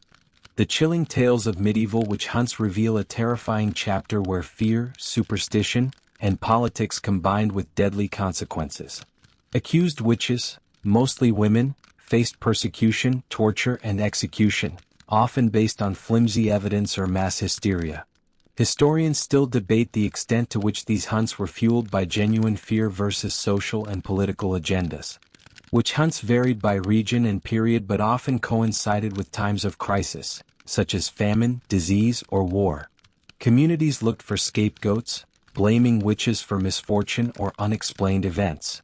Trials were brutal, with confessions extracted under torture and accusations spreading like wildfire. The church played a central role, endorsing witch hunts as a means to combat heresy and evil. Manuals like the infamous Malleus Maleficarum provided guidelines for identifying and prosecuting witches, fueling the frenzy. Social dynamics also played a part. Women who were marginalized, outspoken, or simply unlucky became targets. The hunts reinforced patriarchal control and served as warnings against deviance. Despite their grim legacy, witch hunts had lasting impacts on legal systems, gender relations, and cultural memory. Some scholars argue they reveal the dangers of fear-driven justice and the importance of skepticism. So, if you thought medieval superstition was harmless, the witch hunts show how deadly belief can become. You'd want to keep a low profile, and a good lawyer, if you lived through those dark times. You might be surprised to learn that amid the gloom and hardship of medieval life, there were forgotten inventions that quietly changed the world. These innovations weren't flashy or widely celebrated but laid the groundwork for future advancements. Historians still debate how widespread their use was, but their impact on agriculture, warfare, and daily life was profound. One key invention was the heavy plow, which allowed farmers to till dense northern European soils more effectively. This boosted food production, supporting growing populations and urbanization. The horse collar was another breakthrough, enabling horses to pull heavier loads without choking. This innovation revolutionized transport and farming efficiency. Watermills and windmills harnessed natural forces to grind grain, saw wood, and pump water, reducing manual labor and increasing productivity. Mechanical clocks appeared, introducing more precise timekeeping that regulated daily life and religious practices. Eyeglasses helped those with poor vision, improving literacy and craftsmanship. These inventions often spread slowly, hindered by social resistance or lack of resources. Yet, they marked the transition from subsistence living to more complex societies. So, if you think progress is modern, medieval times were a quietly innovative era. You'd have benefited from these inventions even if you never knew their names. Medieval people's everyday health often relied on the complex world of herbs, both medicine and magic in one. Herbal remedies were the go-to treatment for many ailments, blending practical knowledge with superstition. You'd probably find yourself rubbing on strange poultices or sipping bitter brews, hoping for relief. Historians still debate how effective these remedies were versus placebo or natural healing. Herbs like lavender, chamomile, and rosemary were common, used to soothe wounds, ease pain, and calm nerves. Monks cultivated elaborate herb gardens, experimenting with combinations to treat everything from fevers to digestive issues. However, some remedies included bizarre ingredients, crushed bones, animal parts, or even more unsettling substances. The belief in the doctrine of signatures influenced herbal choices, where a plant's shape indicated its healing purpose. Herbal medicine was intertwined with rituals, chants, prayers, and symbolic acts aimed at boosting efficacy. Local healers, often women, held valuable knowledge passed down through generations. While not a cure-all, herbs were often safer than other treatments like bloodletting or purging. Still, dosages and preparations varied wildly, sometimes causing harm. So, if you thought natural remedies were a modern trend, medieval herbal medicine was a blend of science, tradition, and hope. You'd need courage to try some of their concoctions, but maybe also a bit of faith. Medieval art might conjure images of stained glass and grim religious scenes, but it was a fascinating blend of beauty and bizarre symbolism. Artists didn't just paint what they saw, they embedded layers of meaning, mixing the sacred with the strange. You'd probably stare at a medieval painting wondering if it was a serious portrait or a coded message. Historians still debate how much the symbolism was understood by everyday people versus just the clergy and nobility. Religious themes dominated, with saints, angels, and biblical stories depicted vividly. Colors were symbolic: gold for divinity, blue for heaven, red for martyrdom. But alongside these, you'd find odd creatures, hybrids of animals and humans, dragons, or even strange plants with no real-world counterpart. Artists often used allegory to teach moral lessons or convey complex theology. For example, a lamb might symbolize innocence or Christ, while a serpent stood for evil or temptation. These images were meant to instruct the largely illiterate population through visual storytelling. Some artwork included hidden humor or social commentary, subtle jabs at powerful figures or playful depictions of everyday life. Illuminated manuscripts were mini masterpieces, blending text and illustration with incredible detail. Materials and techniques varied. Tempera, fresco, and stained glass each created different effects. Artists worked under patronage, often religious institutions or wealthy nobles, shaping what they created. So, if you think medieval art is dull or dark, it was actually a rich tapestry of faith, folklore, and hidden meanings. You'd spend hours trying to decode what those mysterious creatures and symbols really meant. Medieval humor might not have you rolling on the floor, but it played a vital role in daily life, providing relief, social commentary, and even subtle rebellion. Their jokes were often coarse, pun-filled, and layered with irony that might fly over modern heads. You'd quickly discover that medieval wit was a strange beast, mixing the sacred with the silly. Historians still debate how humor functioned socially, whether it reinforced order or challenged it. Jokes about bodily functions, foolish peasants, and clumsy clergy were common. These scatological themes were surprisingly popular and found in literature, plays, and oral tales. Humor served as a way to poke fun at authority while entertaining the masses. Fools and jesters held official positions, using humor to critique nobles under the guise of comedy. Their performances mixed slapstick, satire, and sharp observations, often delivering truths that others dared not speak. Written humor appeared in manuscripts, with witty poems, riddles, and jokes circulated among literate elites. The fabliaux, short comedic tales, were especially popular, featuring tricksters and absurd situations. Despite the laughs, some humor could be harsh or exclusionary, targeting minorities or reinforcing stereotypes. The boundaries of acceptable humor were tightly linked to social norms and power.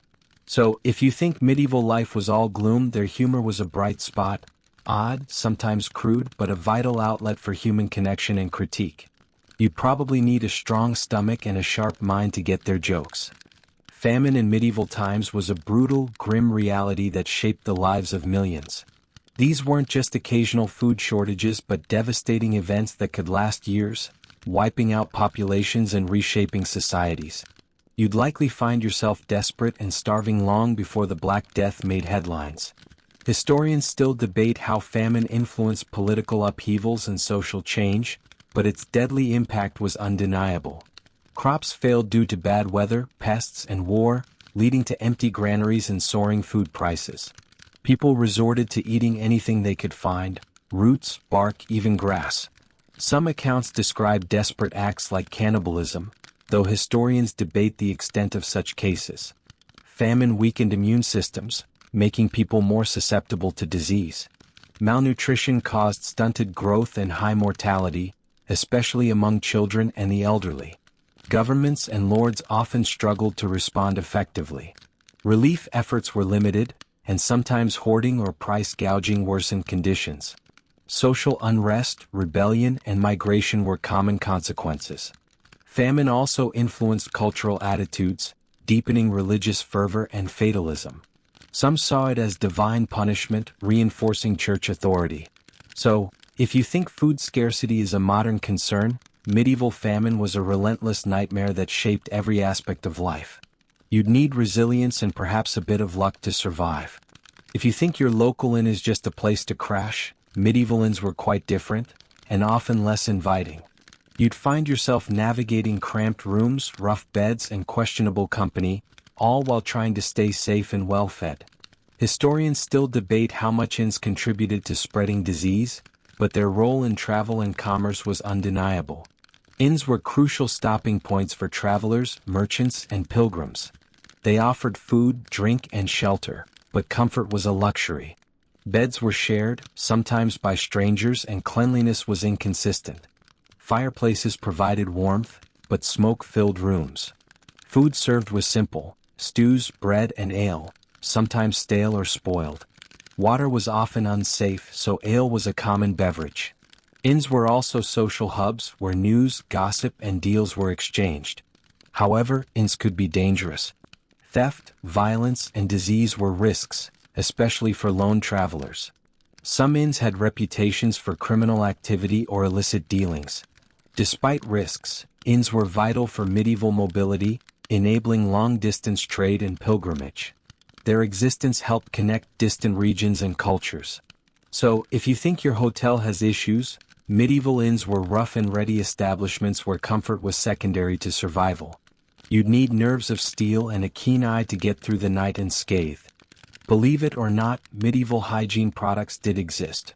But don't get too excited. They were crude, often ineffective, and sometimes downright gross. Soap, perfumes, and powders were used, mostly by the wealthy, but for common folk, cleanliness was more a matter of luck than habit. You'd find yourself using whatever was available, hoping it worked. Historians still debate how much these products actually improved health versus simply masking odors.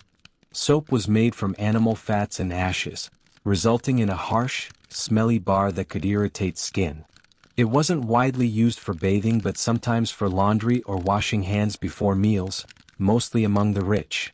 Perfumes and scented oils were popular in noble circles, designed to cover up body odor rather than cleanse.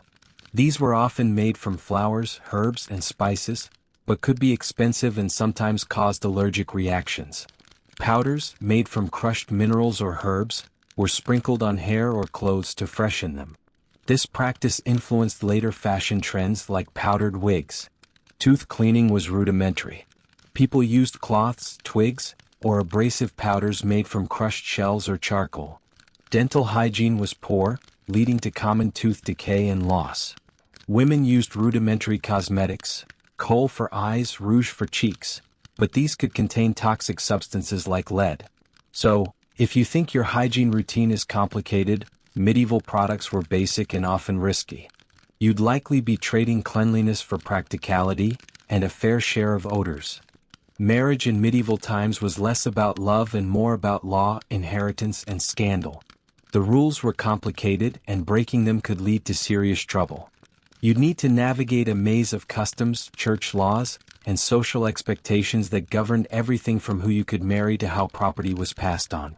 Historians still debate how flexible these laws really were, but they clearly shaped personal and political lives.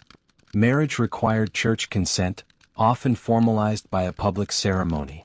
Marriages between close relatives were forbidden, but enforcement varied.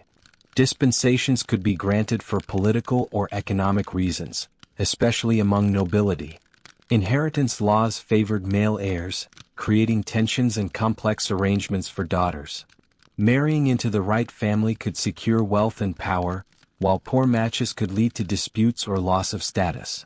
Divorce was nearly impossible and frowned upon.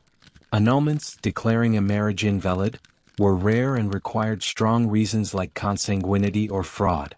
Adultery and bigamy were serious offenses, often punished harshly. Scandals around secret marriages, broken promises, or disputed legitimacy could cause public uproar. Courts, both secular and ecclesiastical, dealt with marital disputes, blending legal and moral considerations.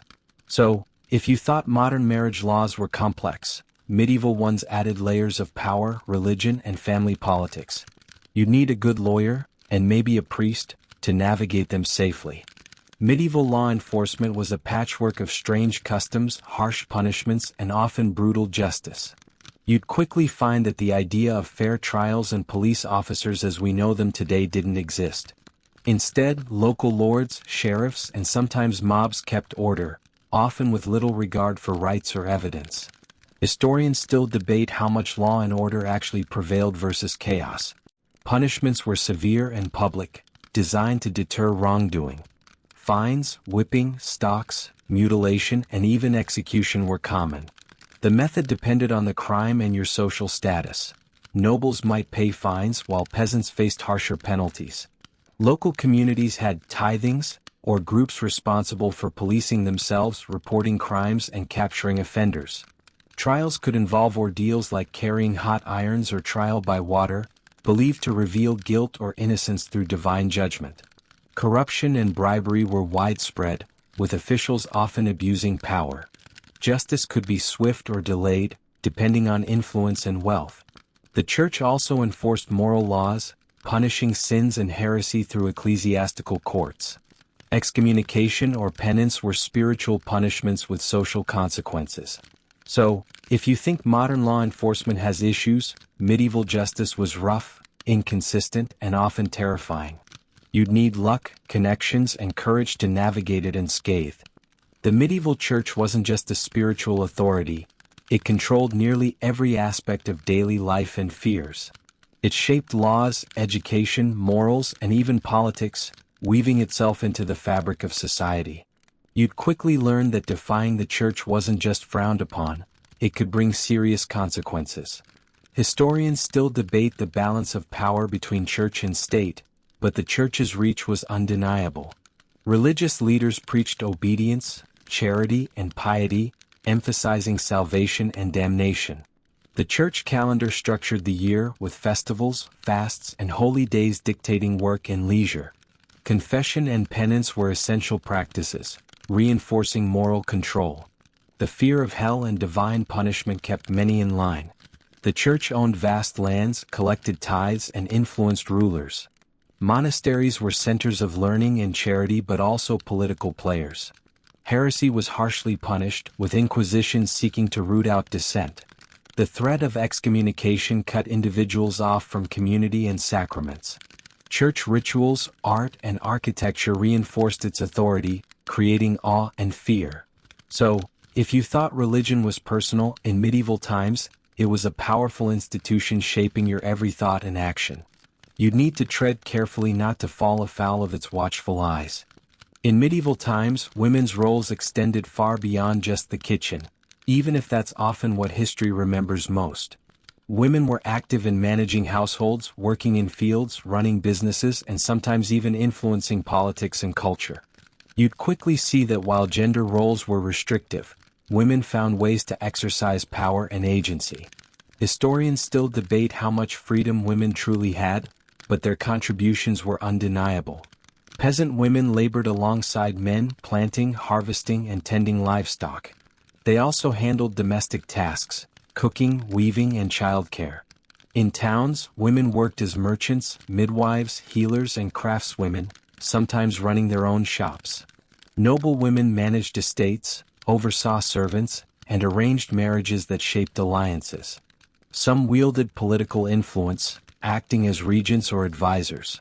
Queens and noble ladies often patronized arts and religious institutions. Women also played key roles in religious life as nuns, mystics, and patrons. Convents offered education and relative autonomy. Despite legal and social restrictions, women could inherit property, make contracts, and defend their interests, especially widows. So, if you think medieval women were powerless, you'd be surprised how they navigated and shaped their worlds with resilience and savvy. Medieval music wasn't just background noise, it influenced moods, mindsets, and even social behaviors. Whether in cathedrals, courts, or village squares, music shaped the emotional landscape of the time. You might find yourself uplifted by soaring chants or energized by lively dances. Historians still debate how deeply music affected medieval psychology, but its power was real. Sacred music aimed to inspire devotion and contemplation. Gregorian chants filled vast stone cathedrals with haunting melodies, creating an otherworldly atmosphere. The repetition and harmonies were designed to elevate the soul and focus the mind. Secular music, performed by minstrels and troubadours, brought stories, news, and entertainment. Their songs ranged from love ballads to satirical critiques. influencing public opinion and social norms. Dance music encouraged communal participation, bonding communities through shared rhythm and movement. Festivals and celebrations thrived on these lively tunes. Music was also thought to have healing and magical properties, used in rituals and ceremonies to ward off evil or soothe the sick. So, if you think music is just a pastime, in medieval times it was a potent force shaping thoughts, feelings, and community life. You'd probably carry the tunes in your heart, whether in church or tavern. Life expectancy in medieval times was shockingly low compared to today, and the reasons go far beyond the obvious dangers of war and plague. You'd be struck by how many people never made it past childhood, and even adults faced constant threats that could cut life short unexpectedly. Historians still debate the exact averages, but surviving into old age was a remarkable achievement. High infant and child mortality rates dragged down averages. Many children died from infections, malnutrition, or accidents before reaching adulthood. Those who survived faced harsh living conditions, including poor sanitation, limited medical care, and frequent famines. Even if you made it to adulthood, risks abounded. Disease outbreaks, injuries from labor or battle, and chronic malnutrition weakened bodies. Without antibiotics or modern treatments, simple infections could become fatal. Social status influenced survival chances. Nobles generally lived longer due to better nutrition and living conditions, but they were not immune to disease or violence. Peasants and urban poor bore the brunt of hardships. Life was fragile and unpredictable, and families often planned for multiple children, knowing some wouldn't survive. So, if you think your great-grandparents lived long lives, medieval ancestors faced a tough road where every birthday was a victory. You'd need resilience, luck, and community support just to see the next year. The end of the medieval era was not a sudden event but a slow, complex transformation that saved, or doomed, society in many ways. You'd notice changes in technology, politics, culture, and thought, all gradually reshaping the world you knew. Historians still debate where the Middle Ages end and the modern age begins, but the signs of change were unmistakable. The Black Death devastated populations but also accelerated social and economic shifts. Labor shortages empowered peasants, challenging feudal structures. Towns grew and trade expanded, connecting distant regions. The Renaissance sparked a revival of art, science, and humanism, questioning long-held beliefs and encouraging exploration and innovation. Printing presses spread knowledge rapidly, breaking the church's monopoly on information. Political changes centralized power, forming early nation-states. Monarchs gained authority, while nobles and the church's influence waned. Wars and diplomacy reshaped borders. Technological advances, from gunpowder to improved navigation, altered warfare and opened new horizons. Yet not all changes were positive. Conflicts, religious upheavals, and social tensions persisted, sometimes violently. So, if you thought medieval life was unchanging, the era's end was a dynamic period that set the stage for modernity. You'd be at the crossroads of old and new, witnessing the dawn of a transformed world.